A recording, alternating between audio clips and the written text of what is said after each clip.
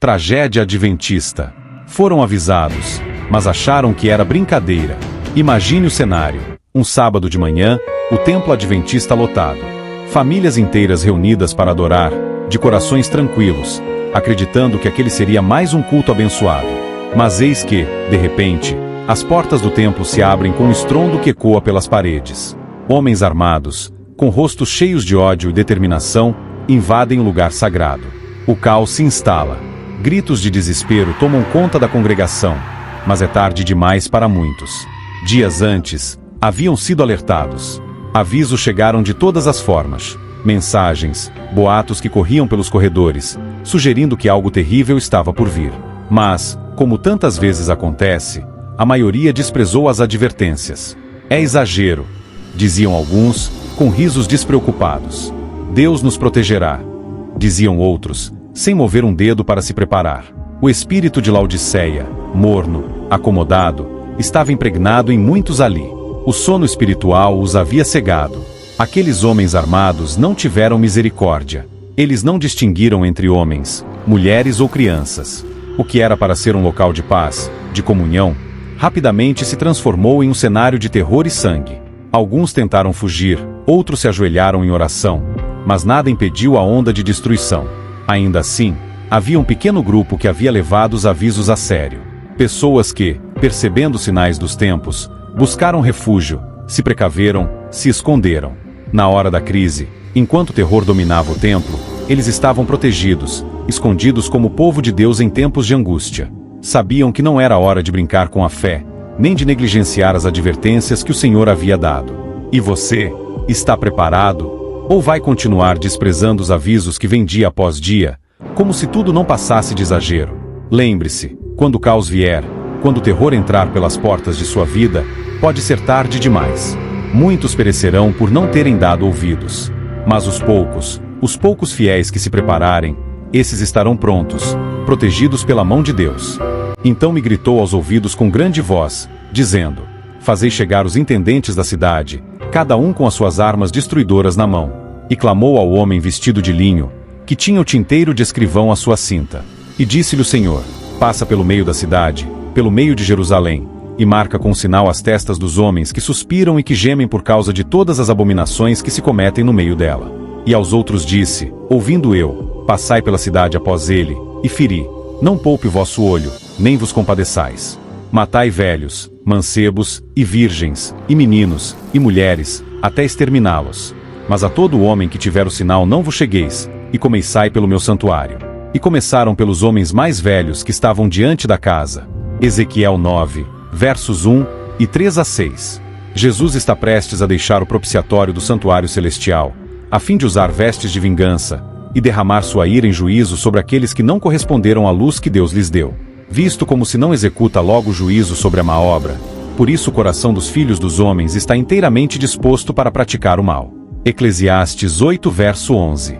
Em vez de se sensibilizarem pela paciência e longanimidade que o Senhor tem exercido para com eles, os que não temem a Deus nem amam a verdade, fortalecem o coração no mau caminho. Há, porém, limites até para a longanimidade de Deus, e muitos estão ultrapassando tais limites. Sobrepujaram os limites da graça, e portanto Deus deve intervir e reivindicar sua honra. Disse o Senhor acerca dos amorreus: E a quarta geração tornará para cá, porque a medida da injustiça dos amorreus não está ainda cheia. Gênesis 15, verso 16. Posto que esta nação se salientasse por sua idolatria e corrupção, não havia contudo enchido a taça de sua iniquidade, e Deus não queria dar a ordem para sua destruição completa. O povo deveria ver o poder divino manifestado de maneira assinalada, para que ficasse sem desculpa. O compassivo Criador desejava suportar-lhes a iniquidade até a quarta geração. Então, se não se visse mudança para melhor, seus juízos cairiam sobre eles. Com infalível precisão, o Ser Infinito ainda mantém, por assim dizer, uma conta com todas as nações. Enquanto sua misericórdia se oferece com convites ao arrependimento, esta conta permanecerá aberta. Quando, porém, os algarismos atingem um certo total que Deus fixou, começa o ministério de sua ira. Encerra-se a conta. Cessa a paciência divina. Não mais a intercessão de misericórdia a favor delas. O profeta, olhando através dos séculos, teve apresentado a sua visão esse tempo. As nações da atualidade têm sido recipientes de misericórdias inéditas. As mais escolhidas bênçãos de Deus lhes foram dadas, mas ao seu débito se acham registrados crescente orgulho, cobiça, idolatria, menosprezo de Deus e vil ingratidão. Estão a passos rápidos encerrando sua conta com Deus. Mas o que me faz tremer é o fato de que aqueles que têm tido a maior luz e privilégios, tornaram-se contaminados pela iniquidade que prevalece. Influenciados pelos injustos que os cercam, muitos mesmo dos que professam a verdade, se tornaram frios e são levados ao sabor das fortes correntes do mal. O geral escárnio lançado contra a verdadeira piedade e santidade, leva os que não se acham intimamente ligados a Deus a perder sua reverência por sua lei. Se seguissem a luz e de coração obedecessem à verdade, essa santa lei lhes pareceria mesmo mais preciosa, quando assim desprezada e rejeitada. Ao tornar-se mais manifesto o desrespeito à lei de Deus, torna-se mais distinta a linha de demarcação entre seus observadores e o mundo. O amor aos preceitos divinos aumenta com uma classe de pessoas, à medida que aumenta o desprezo por eles, da parte de outra classe. A crise aproxima-se rapidamente. Quase é vindo o tempo da visitação de Deus. Conquanto lhe repugne castigar, não obstante castigará, e rapidamente. Aqueles que andam na luz verão sinais do perigo que se aproxima, mas não deverão sentar-se em silenciosa e despreocupada expectativa de ruína, conformando-se com a crença de que Deus abrigará seu povo no dia da visitação. Longe disto, deverão compreender que é seu dever trabalhar diligentemente para salvar outros, esperando, com grande fé, auxílio da parte de Deus. A oração feita por um justo pode muito em seus efeitos. Tiago 5, verso 16. O fermento da piedade não perdeu inteiramente seu poder. Na ocasião em que o perigo e a crise da igreja crescem, o grupo que permanece na luz estará suspirando e clamando por causa das abominações cometidas na terra. Mais especialmente, porém, suas orações subirão em favor da igreja porque seus membros estão agindo segundo a maneira do mundo. As fervorosas orações destes poucos fiéis não serão em vão. Quando vier o Senhor para exercer vingança, virá também como protetor de todos os que conservaram pureza de fé e se guardaram incontaminados do mundo. É nesta ocasião que Deus prometeu vingar seus escolhidos, que a Ele clamam de dia e de noite. A ordem é: passa pelo meio da cidade, pelo meio de Jerusalém, e marca com sinal as testas dos homens que suspiram e que gemem por causa de todas as abominações que se cometem no meio dela. Ezequiel 9, 4. Esses que suspiram e gemem haviam estado a pregar as palavras da vida. Haviam reprovado, aconselhado e suplicado. Alguns dos que estavam desonrando a Deus, arrependeram-se e humilharam o coração diante dele. Mas a glória do Senhor apartara-se de Israel. Se bem que muitos ainda continuassem as formas da religião, faltava seu poder e sua presença. Ao tempo em que sua ira se manifestar em juízos, esses humildes e devotados seguidores de Cristo se distinguirão do resto do mundo pela angústia de sua alma, a qual se exprime em lamentos e pranto, reprovações e advertências. Ao passo que outros procuram lançar uma capa sobre o mal existente, e desculpam a grande impiedade reinante em toda parte, os que têm zelo pela honra de Deus e amor pelas almas, não se calarão a fim de granjear o favor de ninguém. Sua alma justa aflige-se dia a dia pelas obras e costumes profanos dos ímpios. São impotentes para deter a impetuosa torrente da iniquidade, e assim se enchem de dor e sobressalto. Lamentam diante de Deus o verem a religião desprezada nos próprios lares daqueles que receberam grande luz. Lamentam-se e afligem sua alma porque se encontram na igreja orgulho, avareza, egoísmo e engano quase de toda espécie. O Espírito de Deus, que impulsiona a aceitar a reprovação, é espezinhado, ao passo que os servos de Satanás triunfam. Deus é desonrado, a verdade tornada de nenhum efeito. A classe que não se entristece por seu próprio declínio espiritual, nem chora sobre os pecados dos outros, será deixada sem o selo de Deus. O Senhor comissiona seus mensageiros, os homens que têm armas destruidoras nas mãos. Passai pela cidade após ele, e feri. Não poupe o vosso olho, nem vos compadeçais. Matai velhos, jovens, e virgens, e meninos, e mulheres, até exterminá-los. Mas a todo homem que tiver o sinal não vos chegueis, e começai pelo meu santuário. E começaram pelos homens mais velhos que estavam diante da casa. Ezequiel 9, versos 5 e 6. Vemos aí que a igreja, o santuário do Senhor, foi a primeira a sentir o golpe da ira de Deus. Os anciãos, aqueles a quem Deus dera grande luz, e que haviam ocupado o lugar de depositários dos interesses espirituais do povo, haviam traído seu depósito.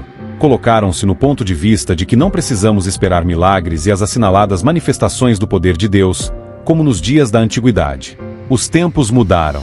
Estas palavras fortaleceram-lhes a incredulidade, e dizem: o Senhor não fará bem nem mal. é demasiado misericordioso para visitar seu povo em juízos. Assim, paz e segurança é o grito de homens que nunca mais erguerão a voz como trombeta para mostrar ao povo de Deus suas transgressões, e à casa de Jacó os seus pecados. Esses cães mudos, que não querem ladrar, são aqueles que sentirão a justa vingança de um Deus ofendido. Homens, virgens e crianças, todos perecerão juntos. As abominações pelas quais os fiéis suspiravam e gemiam era tudo quanto podia ser discernido por olhos finitos, mas os pecados incomparavelmente piores, os que provocavam o zelo de um Deus puro e santo, achavam-se encobertos. O grande esquadrinhador dos corações sabe todo o pecado cometido secretamente pelos obreiros da iniquidade. Essas pessoas chegam a sentir-se seguras em seus enganos, e por causa da longanimidade divina, dizem que o Senhor não vê, e depois procedem como se ele houvesse abandonado a terra. Ele, porém, descobrirá a hipocrisia, e revelará perante outros os pecados que ocultavam com tanto cuidado. Nenhuma superioridade de classe, dignidade ou sabedoria humana, nenhuma posição em serviço sagrado, guardará os homens de sacrificar o princípio quando abandonados a seu próprio, enganoso coração. Aqueles que têm sido considerados como dignos e justos, demonstram-se cabeças de facção na apostasia, e exemplos na indiferença e no abuso das misericórdias de Deus. Ele não tolerará por mais tempo seu ímpio procedimento, e em sua ira, trata-os sem misericórdia. É com relutância que o Senhor retira sua presença daqueles que foram abençoados com grande luz, e que experimentaram o poder da palavra em ministrar aos outros. Foram outrora servos fiéis, favorecidos com sua presença e guia.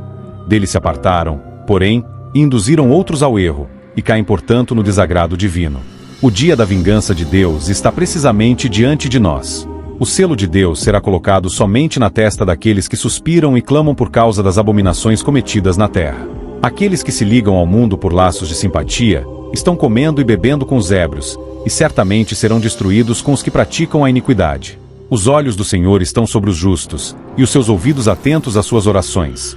Mas o rosto do Senhor é contra os que fazem males. 1 Pedro 3, verso 12. Nossa maneira de proceder determinará se receberemos o selo do Deus vivo, ou seremos abatidos pelas armas destruidoras. Já algumas gotas da ira de Deus caíram sobre a terra. Quando, porém, as 7 últimas pragas forem derramadas sem mistura no cálice de sua indignação, então para sempre será demasiado tarde para o arrependimento e procura de um abrigo. Nenhum sangue expiatório lavará então as manchas do pecado. E naquele tempo se levantará Miguel, o grande príncipe, que se levanta pelos filhos de teu povo, e haverá um tempo de angústia, qual nunca houve, desde que houve nação até aquele tempo. Mas naquele tempo livrar-se-á o teu povo, todo aquele que se achar escrito no livro. Daniel 12, verso 1. Quando vier este tempo de angústia, todo o caso estará decidido. Não mais haverá graça, nem misericórdia para o impenitente. O selo do Deus vivo estará sobre o seu povo. Estes poucos remanescentes, incapazes de se defenderem no conflito mortal com os poderes da terra, arregimentados pelas forças do dragão, fazem de Deus a sua defesa. Pela mais elevada autoridade terrestre foi feito decreto para que, sob pena de perseguição e morte, adorem a besta e recebam seu sinal. Queira Deus auxiliar seu povo agora, pois sem sua assistência, que poderão eles fazer naquele tempo, em tão terrível conflito? Ânimo, fortaleza, fé e implícita confiança no poder de Deus para salvar, não nos vem num instante. Estas graças celestiais são adquiridas pela experiência dos anos. Por uma vida de santo esforço e firme apego à retidão, os filhos de Deus estiveram selando seu destino. Assediados de inúmeras tentações, souberam que deveriam resistir firmemente ou ser vencidos. Compreenderam que tinham uma grande obra para fazer, e em qualquer momento poderiam ser chamados a depor sua armadura. E se chegassem ao final de sua vida com seu trabalho inacabado, isto significaria perda eterna. Aceitaram avidamente a luz do céu, como fizeram os primeiros discípulos, dos lábios de Jesus. Quando estes primitivos cristãos foram exilados para as montanhas e desertos, quando abandonados em masmorras para morrer à fome, de frio ou pela tortura, quando o martírio parecia ser o único caminho para saírem de sua angústia, regozijaram-se de que fossem considerados dignos de sofrer por amor de Cristo, que por eles foi crucificado. O digno exemplo deles será um conforto e animação para o povo de Deus, que passará por um tempo de angústia tal como nunca houve. Nem todos os que professam guardar o sábado serão selados. Muitos há, mesmo entre os que ensinam a verdade a outros, que não receberão na testa o selo de Deus. Tinham a luz da verdade, souberam a vontade de seu mestre, compreenderam todos os pontos de nossa fé, mas não tiveram as obras correspondentes. Aqueles que estiveram tão familiarizados com as profecias e com os tesouros da sabedoria divina, deveriam ter agido de conformidade com sua fé. Deveriam ter dirigido sua casa segundo os mesmos princípios, para que por meio de uma família bem ordenada pudessem apresentar ao mundo a influência da verdade no coração humano. Por sua falta de consagração e piedade, e por deixarem de alcançar uma norma religiosa elevada, levam outras almas a contentarem-se com sua posição. Homens de juízo finito não. Podem ver que, imitando esses homens que tantas vezes lhes abriram os tesouros da palavra de Deus, certamente hão de pôr em perigo sua alma. Jesus é o único modelo verdadeiro. Cada qual tem de agora investigar a Bíblia por si mesmo, de joelhos perante Deus, com o coração humilde e dócil de uma criança, se quiser saber o que é que o Senhor dele requer. Por muito alto que qualquer pastor tenha estado no favor de Deus, se negligenciar seguir a luz que lhe é dada por Deus, se recusar a ser ensinado como uma criancinha, entrará em trevas e enganos satânicos, e levará outros para a mesma vereda.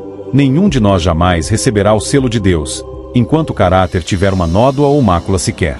Cumpre-nos remediar os defeitos de caráter, purificar de toda a contaminação o templo da alma.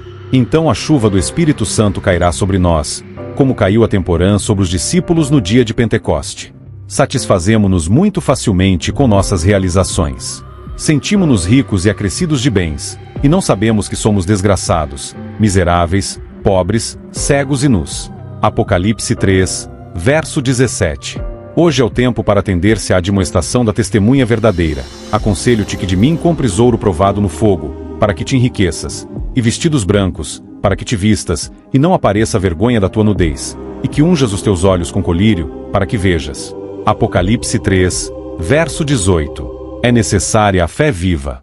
Devemos nesta vida enfrentar terríveis provas e fazer dispendiosos sacrifícios, mas a paz de Cristo é a recompensa. Tem havido tão pouca abnegação, tão pouco sofrimento por amor a Cristo, que a cruz é quase inteiramente esquecida. Devemos ser coparticipantes de Cristo em seus sofrimentos, se quisermos sentar-nos em triunfo com Ele em seu trono.